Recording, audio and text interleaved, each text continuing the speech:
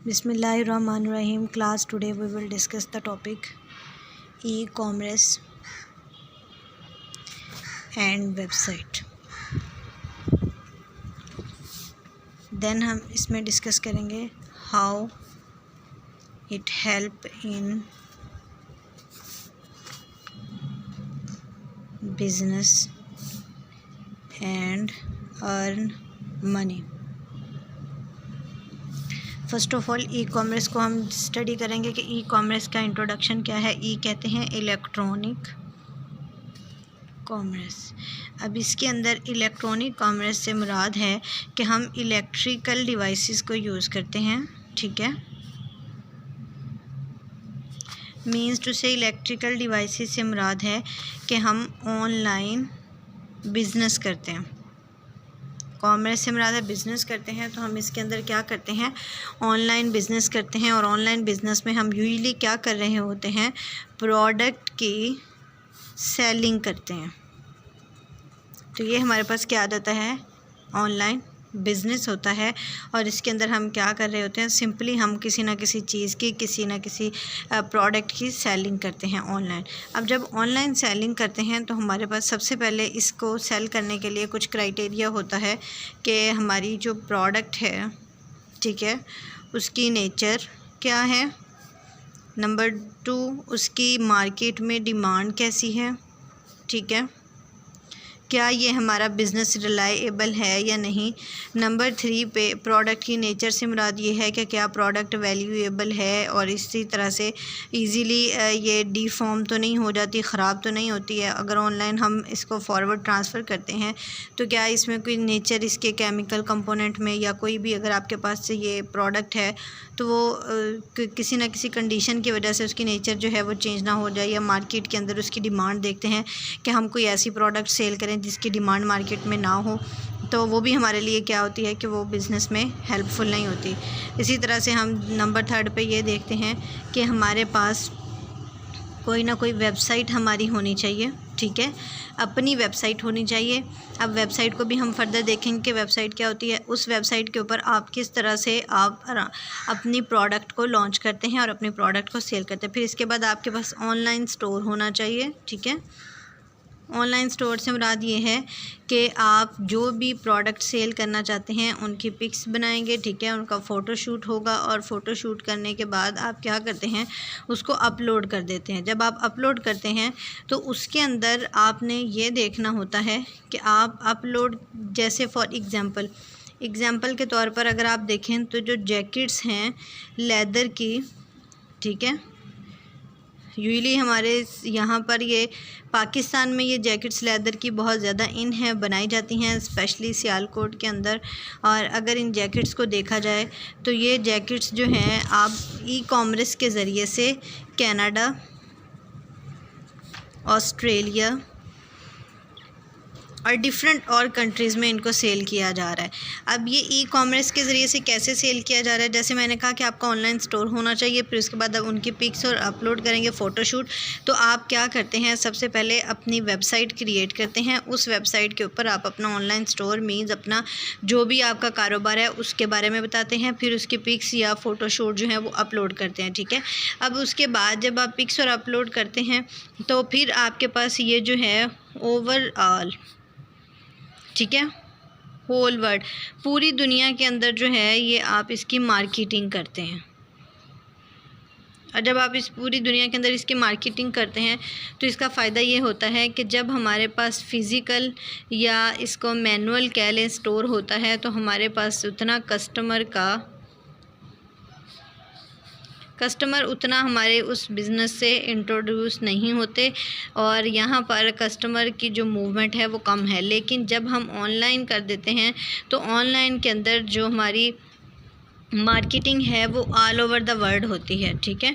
और जब all over the world होती है तो हमारे जो कस्टमर्स हैं उनकी तादाद भी क्या हो जाती है, कस्टमर इंक्रीज़ हो जाते हैं। और इसी तरह से हमारा जो बिज़नेस है वो क्या हो जाता है, इन्हेंस होता है, बढ़ जाता है। और इसके अंदर अब आप क्या करते हैं, किसी भी एरिया की लोकल प्रोडक्ट को आप सेल कर सकते हैं। अब ये डिपेंड करता है आपकी प्रोडक्ट की नेचर क्या है। क्या वो प्रोडक्ट जो है ऑल ओवर पूरी दुनिया में उसकी डिमांड है, एक स्पेसिफिक एरिया के अंदर डिमांड है, ये डिपेंड करता है डिमांड के ऊपर। अब हमारे पास इससे नेक्स्ट आ जाता है, अगर आप ई कॉमर्स को लेकर चलते हैं तो ये हमारे पास बिज़नेस के अंदर बहुत ज़्यादा हेल्पफुल है।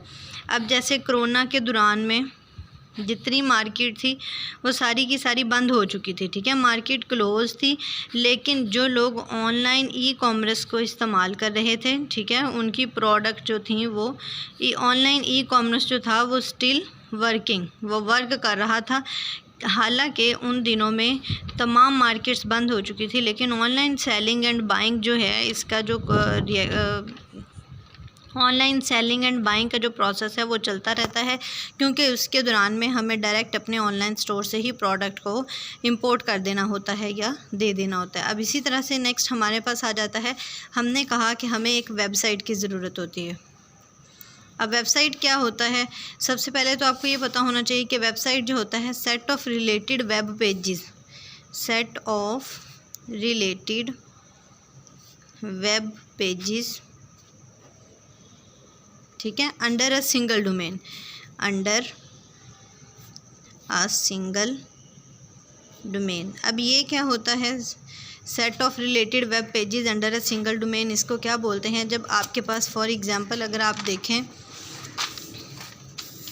कि आप एक www.happy.com देखें तो ये हमारे पास एक वेबसाइट है, ठीक है, इसके अंदर ये सारे का सारा जो जितना भी हमारे पास फूड मटेरियल है, ठीक है, उसके रिलेटेड, फूड कुकिंग के रिलेटेड, ये कुकिंग फूड वाली जो है वेबसाइट है जिसने भी बनाई। अब इसके अंदर मैक्सिमम जो पेजेस होंगे, ठीक है, सेट ऑफ पेजेस होगा, 10 हो सकते हैं, 20 हो सकते हैं, डिपेंड करता है। सेट ऑफ पेजेस जो हैं वो एक ही डोमेन के अंदर, अंडर अ सिंगल डोमेन, एक ही सिंगल डोमेन के अंडर आ रहे होते हैं। जैसे आपके पास जो है डिफरेंट सेक्शंस होते हैं क्लासेस के, 9th ए है, 9th बी है, ठीक है, 10th ए है, 10th सी है, लेकिन वो एक ही स्कूल के अंडर हैं तो सिंगल डोमेन के अंडर आ जाते हैं, ठीक है। तो हम इसको क्या बोलते हैं कि हमारे पास ये वेबसाइट होती है। अब अगर हम वेबसाइट को देखें, अब इसके अंदर वेबसाइट के अंदर हमने अक्सर देखा है कि एक इसका पर्टिकुलर एड्रेस होता है, ठीक है, और साथ में उसकी एक्सटेंशन होती है। ये आपके पास जो है वेब के अकॉर्डिंग एक्सप्लेनेशन होती है।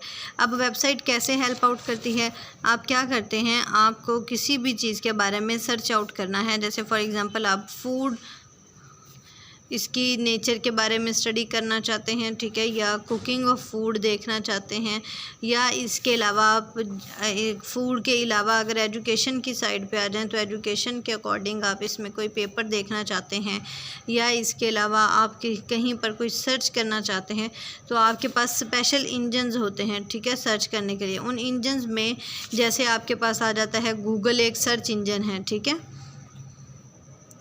इसी तरह से आपके पास जो है गूगल स्कॉलर है, ये भी एक सर्च इंजन है। उस सर्च इंजन के ऊपर आप अपना एड्रेस जो है वो या वेबसाइट जो है वो उसके अंदर ऐड करते हैं और आप अपनी इन्फॉर्मेशन को क्या कर लेते हैं, हासिल कर लेते हैं। अब ये हमारे पास वेबसाइट क्या करती है, वेबसाइट भी हमारे पास ऑनलाइन बिज़नेस में हेल्प आउट करती है। ऑनलाइन बिज़नेस के अंदर किस तरह से हेल्प आउट करती है, आप सिंपली, आपके पास कोई भी अपनी प्रोडक्ट है, ठीक है, उसको आप सेल करना चाहते हैं, तो जब आप सेल करना चाहते हैं आप सिंपली उसको ऑनलाइन स्टोर पे या ऑनलाइन वेबसाइट पे आप उसको पुट कर देंगे, ठीक है। जब अपनी वेबसाइट पे पुट करेंगे तो उसकी एडवर्टाइजमेंट होगी और उस एडवर्टाइजमेंट के नतीजे में आप क्या करेंगे, एडवर्टाइजमेंट होगी, आपका कस्टमर जो है वो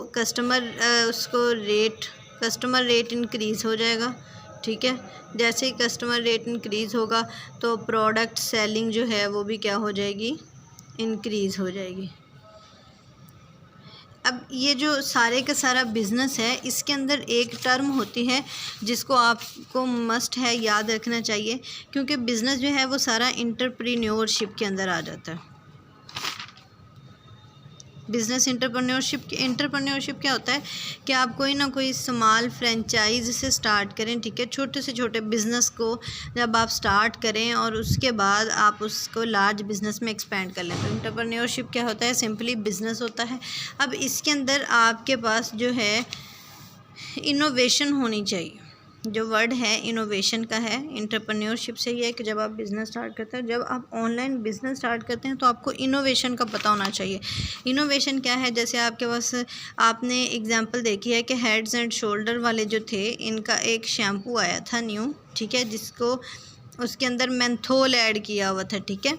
और ये हेड्स एंड शोल्डर जो था, अगर अक्सर आपने देखा होगा कि जब समर सीज़न आता है तो इसकी स्पेशल प्रोडक्ट थी। समर सीज़न के अंदर इसकी स्पेशल प्रोडक्ट थी जिसके अंदर उन्होंने मेंथोल को ऐड किया हुआ था। अब ये मेंथोल क्या काम करता था, मेंथोल जो है आर्टिफिशियली कूलिंग काज करता है। जब आर्टिफिशियल कूलिंग काज करता था तो लिहाजा ये प्रोडक्ट जो थी ये मार्केट में बहुत ज़्यादा इन हो गई, तो लिहाजा यहाँ पर इसकी जो सेल थी वो इंक्रीज़ हो गई, इसका कस्टमर रेट क्या हो गया, इंक्रीज़ हो गया। अब सिंपल हेड एंड शोल्डर जो था उसके अंदर मेंथोल नहीं था, ठीक है, लेकिन उन्होंने क्या किया, इनोवेशन की, ये केमिकल है मेंथोल, ठीक है, इसको उसने ऐड किया, जिसके नतीजे में आर्टिफिशियल कूलिंग मतलब ठंडक का एहसास होता है। जब इसको यूज़ किया गया तो ये मार्केट में बहुत ज़्यादा इन हो गया और फिर कस्टमर रेट क्या हो गया, इंक्रीज़ हो गया। फिर इसको कमर्शलाइज़ कर दिया गया, ऑनलाइन इसके स्टोर्स भी बने। तो लिहाजा अब आपने देखा कि जितनी भी ऑनलाइन सेलिंग है, बाइंग है, इसके अंदर यूजुअली हम जो वर्ड यूज़ करना चाहिए वो इनोवेशन का होना चाहिए कि हमारी प्रोडक्ट जो है वो सबसे बेस्ट होनी चाहिए ताकि कस्टमर रेट जो है वो इंक्रीज़ हो जाए।